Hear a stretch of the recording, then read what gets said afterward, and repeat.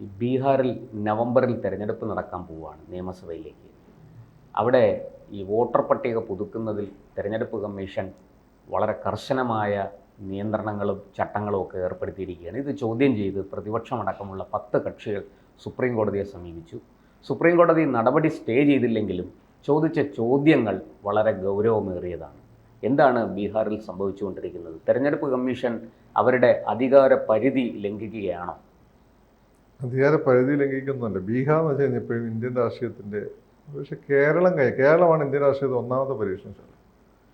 രണ്ടാമത്തെ പരീക്ഷണശാല ബീഹാറാണ്. അതിൽ തന്നെ ജാതി രാഷ്ട്രീയത്തിൻ്റെ ഒന്നാമത്തെ പരീക്ഷണശാലയും ബീഹാറാണ്. ഉത്തരവാദിത്തത്തിൽ ജാതി കയറി കിടക്കുന്ന, ജാതി രാഷ്ട്രീയം കളിക്കുന്ന, അല്ലെങ്കിൽ ജാതി ഇത്തരമാത്രം ആളുകളെ സ്വാധീനിച്ചിട്ടുള്ള ബീഹാർ പോലെ പ്രദേശമല്ല. യു പിയിലും അതിൻ്റെ സ്വാധീനമുണ്ട്, അടുത്തെടുക്കുന്ന പ്രദേശം എന്ന രീതിയിൽ. എന്നാൽ തൊട്ടടുത്തുള്ള ബംഗാൾ ഇത്ര ജാതി രാഷ്ട്രീയമില്ല, വെച്ചിട്ടുണ്ടോ? അതുകൊണ്ട് നിങ്ങളിപ്പം ഒറീസയിലെത്തിയാൽ ഈ രീതിയിലുള്ള ജാതി രാഷ്ട്രീയം കാണാൻ പറ്റില്ല.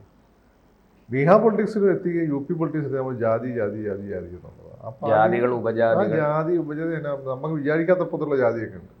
കേരളത്തിലാണ് ജാതി കോമരങ്ങൾ ഏറ്റവും കൂടുതലുള്ളതെന്ന് പറയും. കേരളത്തിൽ സംഭവം ഒരുപാട് ജാതികളും കാര്യങ്ങളൊക്കെ ഉണ്ടായിരുന്നു. പക്ഷേ ഇത് ഇത്രയും ജാതി ഇൻറ്റേർണലൈസ് ചെയ്തു സൊസൈറ്റി. അതിന് ഇൻറ്റേർണലൈസ് ചെയ്ത് നിർത്തിയിരിക്കുന്ന പൊളിറ്റിക്കലായിട്ടുള്ള ലാഭത്തിന് വേണ്ടിയിട്ടാണ്. ഓരോ ജാതിയിൽ നിന്ന് ലോക്കൽ സെറ്റപ്സ് ഉയർന്നു വന്നിട്ടുണ്ട്. കുർമി എന്നൊരാൾ, യാദവ് എന്നൊരാൾ, അതിശൂദ്ര എന്ന് പറഞ്ഞിട്ടുള്ള വിഭാഗം ഉണ്ടല്ലോ, അതിൽ നിന്നൊരാൾ, ബ്രാഹ്മണൻ എന്നൊരാൾ, ഇങ്ങനെ ഓരോ വിഭാഗത്തിൽ ഇങ്ങനെ ഉയർന്നു വന്നിട്ടുണ്ട്.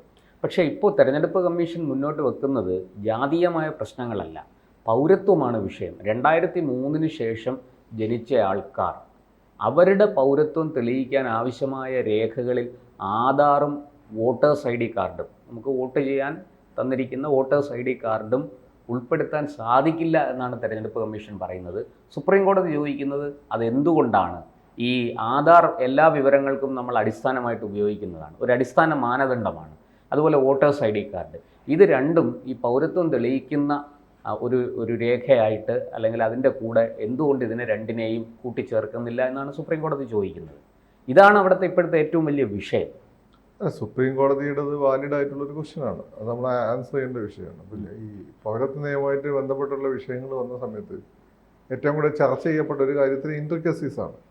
പക്ഷേ അത് നമ്മൾ പറഞ്ഞിരുന്നതെന്ന് വെച്ചാൽ ഈ പൗരത്വ നിയമത്തിൻ്റെ ഒരു പെർട്ടിക്കുലർ വർഷം ഉണ്ടായിരുന്നു, 67 മറ്റോ ഒരു പെർട്ടിക്കുലർ ഇയർ ഉണ്ടായിരുന്നു. അപ്പോൾ അതിന് ശേഷം ജനിച്ച ആളുകളുടെ കാര്യമൊന്നും എഴുതി. അത് കഴിഞ്ഞിട്ട് ഇപ്പം പ്രത്യേകിച്ചും വടക്ക് കിഴക്കൻ സംസ്ഥാനം, അതെ, അത് കഴിഞ്ഞിട്ട് ഇപ്പോൾ ഈ പറയുന്ന 2003 എന്നുള്ള കാറ്റഗറി വരുന്ന സമയത്ത് ഈ സുപ്രീം കോടതി ചോദിക്കുമ്പോൾ അത് ലോജിക്കലാണ്, എന്തുകൊണ്ട് അത് ചെയ്യുന്നില്ല എന്നുള്ളത്. പിന്നെ അവിടെ നമ്മൾ ജാതി രാഷ്ട്രീയത്തെ കൊണ്ട് പറഞ്ഞ പോലെ തന്നെ അവിടെ ഉള്ളൊരു വലിയൊരു പ്രോബ്ലമാണ് ഈ പറഞ്ഞിട്ടുള്ള അനധികൃത കുടിയേറ്റം. ഒരു ചോദ്യം കൂടി അതിനകത്ത്, ഈ നമുക്കറിയാം ബംഗാളുമായിട്ട് അതിർത്തി പങ്കിടുന്ന ഒരു സംസ്ഥാനമാണ് ബീഹാർ. അതുപോലെ തന്നെ ഈ വടക്ക് കിഴക്കൻ സംസ്ഥാനങ്ങളിൽ നിന്ന് ബീഹാറിലേക്ക് പെട്ടെന്ന് വരാം. അപ്പോൾ ഈ റോഹിംഗ്യകളടക്കം, ബംഗ്ലാദേശികളടക്കം അനധികൃതമായിട്ട് ഇന്ത്യയിൽ കുടിയേറി നമ്മുടെ ഡൽഹിയിലടക്കം, ഇപ്പോൾ യു പിയിലും മധുരയിലും ഒക്കെ കഴിഞ്ഞ ദിവസം, ഗുജറാത്തിലും ഒക്കെ, അഹമ്മദാബാദിൽ നിന്നൊക്കെ അനേകം പേർ, നൂറുകണക്കിന് ബംഗ്ലാദേശികളെയാണ് അല്ലെങ്കിൽ റോഹിംഗ്യകളെയാണ് കണ്ടെത്തുകയും അവരെ ഡീപ്പോർട്ട് ചെയ്യാൻ നടപടികളിലേക്ക് കടക്കുകയും ചെയ്തു. ഈ ഒരു സാഹചര്യത്തിൽ ബീഹാറിൽ തെരഞ്ഞെടുപ്പ് കമ്മീഷൻ മുന്നോട്ട് വെക്കുന്ന ഈ ഒരു ക്രൈറ്റീരിയ അല്ലെങ്കിൽ ഈ ഒരു മാനദണ്ഡം അതിന് പ്രസക്തി ഇല്ലേ? ഇതൊക്കെ ഈ ചോദ്യങ്ങളെല്ലാം ഹൈലി പ്രോബ്ലമായിട്ട്, നമ്മൾ പൊളിറ്റിക്സ് പറയുകയാണെങ്കിൽ ഏതെങ്കിലും സൈഡിൽ നിന്നുകൊണ്ട് പ്രസക്തി ഉണ്ടോ പ്രസക്തി ഇല്ലേ എന്ന് പറയാൻ പറ്റും. പക്ഷേ ഇതിൻ്റെ ഒരു വിഷയം കിടക്കുന്നതെന്ന് വെച്ചാൽ, ഇപ്പം ആധാറൊക്കെ കൊടുക്കുന്ന സമയത്ത് തന്നെ തറോ ചെക്കിങ് നടത്തിയിട്ടാണ് കൊടുക്കുന്നത്. എസ്പെഷ്യലി ബീഹാർ പോലുള്ള സംസ്ഥാനം ഭരിക്കുന്ന CPM പോലുള്ള പാർട്ടി, കോൺഗ്രസ് പോലുള്ള പാർട്ടിയല്ല, അത് നിതീഷും ബി ജെ പിയും കൂടിയിട്ടാണ്. ഇപ്പം നമ്മളെ അതിട്ട് തന്നെ അറിയാം, ഈ പറയുന്നതൊക്കെ ഉള്ള ആധാർ കിട്ടാൻ ഭയങ്കര പാടാണ്. ആധാറിൻ്റെ ഞാൻ തന്നെ എടുക്കുക, ആധാറിൻ്റെ അഡ്രസ്സ് മാറ്റി ഒരുപാട് പ്രൊസീജിയറാണ് കടന്നുപോയത്.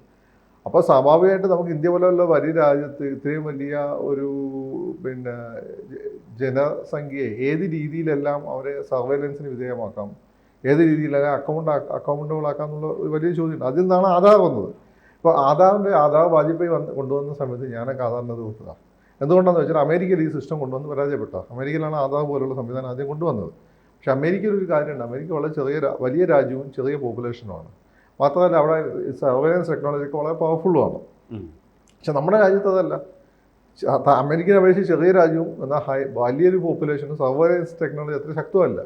അപ്പോൾ എന്തെങ്കിലും അക്കൗണ്ടബിൾ ആക്കാനും അതുപോലെ തന്നെ സർവൈലൻസിന് ആളുകളെ കൊണ്ടുവരാനും ഏതെങ്കിലും രീതിയിലുള്ള എന്തെങ്കിലും ബയോ ടെക്നോളജിക്കലായിട്ടുള്ള ഒരു എന്താ പറയുക ഒരു ടെക്നിക്ക് നമ്മൾ കണ്ടുപിടിക്കേണ്ടതായിട്ടുണ്ട്. അതാണ് നമ്മൾ അതവിടെ വലിയ രീതിയിൽ വിജയമാണ്. അപ്പം ആധാർ സാധാരണഗതി നമുക്ക് ഉപയോഗിക്കാവുന്നതാണ്. പക്ഷേ ഈ ഒരു കൺസേൺ ഉള്ളത് കൊണ്ടായിരിക്കാം ഇലക്ഷൻ കമ്മീഷൻ ഇങ്ങനെ തീരുമാനമെടുത്തത്. പക്ഷേ അതിൽ ഞാൻ സുപ്രീം കോടതിയുടെ സൈഡാണ്. കാരണം നമ്മൾ അങ്ങനെ പോയി കഴിഞ്ഞാൽ സംശയിച്ചുകൊണ്ടേ ഇരിക്കുകയുള്ളൂ. പിന്നെ ആധാർ കൊടുക്കുന്നതിൽ പ്രശ്നങ്ങളുണ്ടെങ്കിൽ അത് ഉയർത്തി കാണിക്കണം.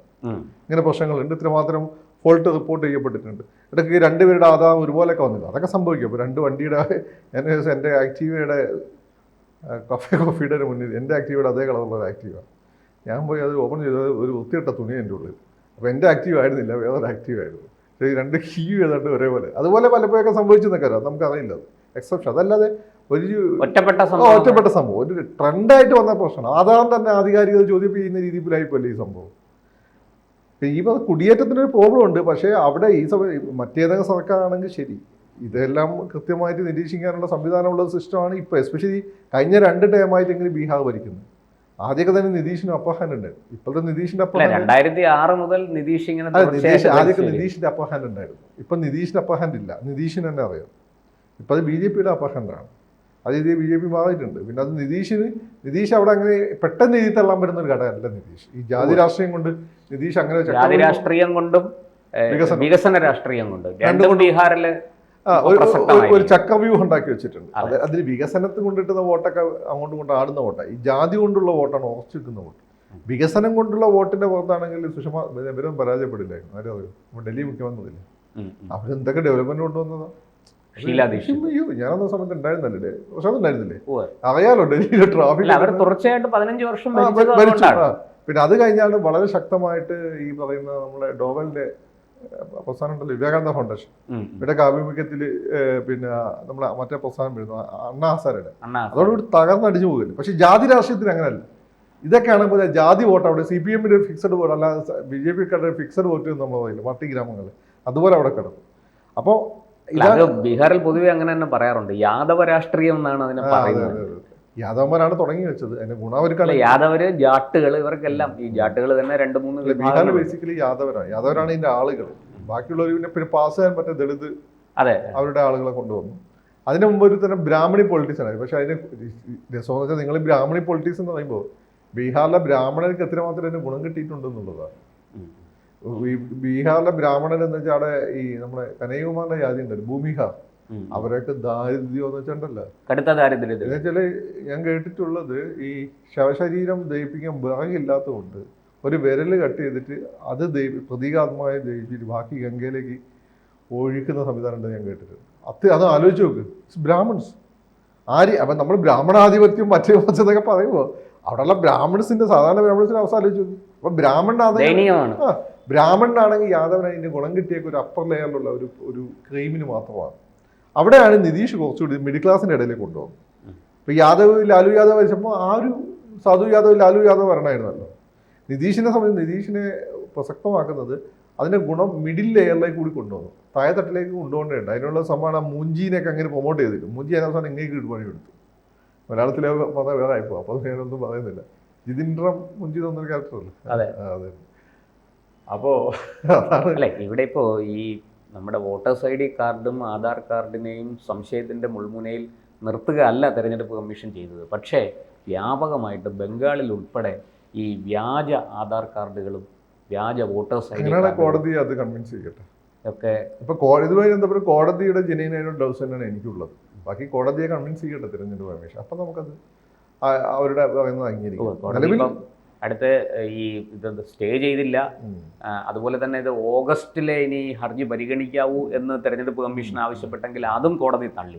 ഇപ്പൊ 2 കൂട്ടർക്കും, പ്രതിപക്ഷത്തിന്റെയും തെരഞ്ഞെടുപ്പ് കമ്മീഷന്റെയും, രണ്ടുപേരുടെയും ആവശ്യങ്ങൾ കോടതി മാറ്റിവെച്ചിട്ട് കോടതി പറഞ്ഞു ഉടനടി ഈ വിഷയത്തിൽ ഇടപെടണം, പക്ഷെ സ്റ്റേ കൊടുക്കാൻ നിർവാഹമില്ല, സ്റ്റേ ചെയ്യില്ല എന്ന് കോടതി. ബീഹാറിൽ വേറൊരു കാര്യമുണ്ട്. ഇപ്പം ബംഗ്ലാദേശിൽ നിന്ന് ഇന്റേണൽ കുടിയേറ്റങ്ങൾ ഒരുപാട് നടക്കുന്നുണ്ട് ബീഹാറിൽ. എന്നുവെച്ചാൽ മറ്റു പ്രദേശങ്ങളിൽ നിന്ന്, മറ്റടുത്തുള്ള സംസ്ഥാനങ്ങളിൽ നിന്ന് ബീഹാറിലേക്ക് കുടിയേറ്റം നടക്കുന്നുണ്ട്.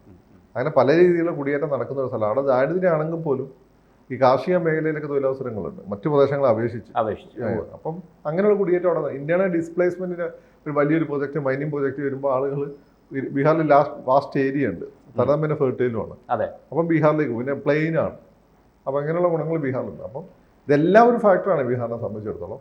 അത് തൽക്കാലം നമുക്ക് കോടതിൻ്റെ ആധാറിനൊക്കെ കൂടാക്കാനേ പറ്റുള്ളൂ. ബാക്കി വരട്ടെ. കൂടുതൽ വാർത്തകളും വിശേഷങ്ങളും നിങ്ങളിലേക്ക് എത്താൻ ABC മലയാളം സബ്സ്ക്രൈബ് ചെയ്യുക, ബെൽ ബട്ടണും അമർത്തുക.